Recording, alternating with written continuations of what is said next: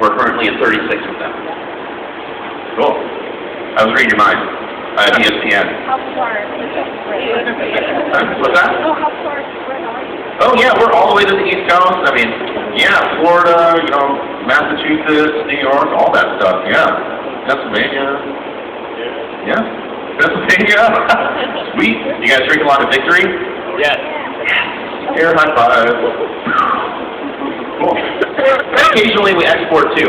I gave a tour to a guy yesterday who was from Australia and was talking about drinking our beer in Australia. Whenever it gets there, like it's almost gone like that. They're so stoked. Yeah. Cool. So that's kind of Stone Brewery. You guys have seen it now. This is the Enterprise. This is where everything is made. Are you guys doing any canning? Are we doing any canning? No, we're not doing any canning. It's been talked about. Yeah. I can't say no in the future. I can't say yes in the future. It's up in the air. But until then, there are great craft beers in cans. Question. We came around the corner, you had oak barrels. They were some kind of wooden barrels. They said red wine. They stoned as well. Yeah. So we passed the barrels on the way over here. Yeah. What? We like to purchase used red wine barrels and spirit barrels. And those ones are red wine barrels that we filled with Cali Belgique, which is our Belgian-style IPA, and I had some of that recently, and it tastes phenomenal. Oh. And then, if anyone's into I've had that.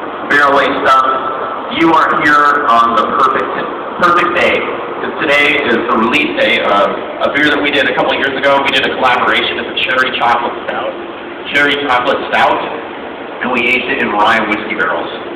And we have 500 milliliter bottles for sale right now, which I have to pay full price for, and I'm going to buy.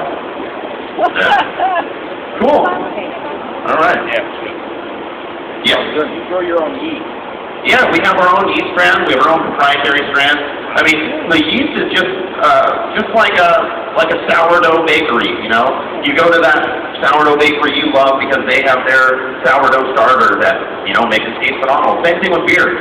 Yeast impacts about 30% of the flavor. It's really intense. A lot of people don't take that into account.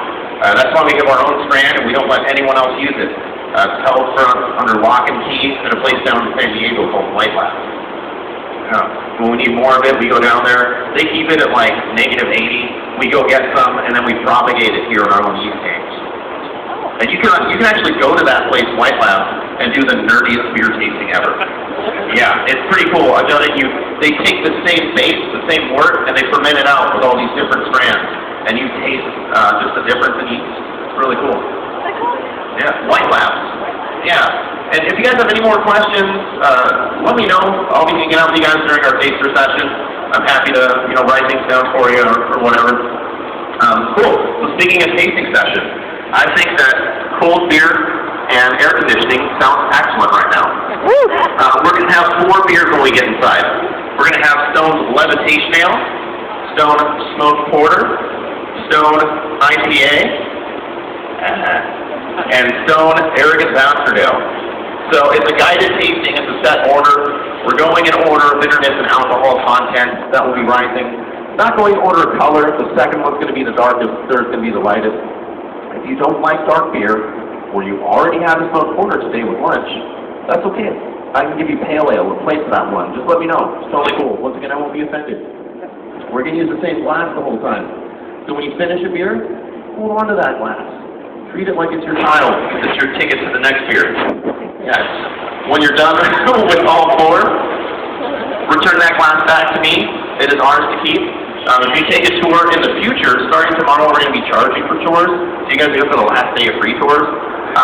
But it's going to be pretty cool. It's only going to be $3. $1 goes to charity, and that charity is going to rotate, and you're going to be able to keep a really cool glass.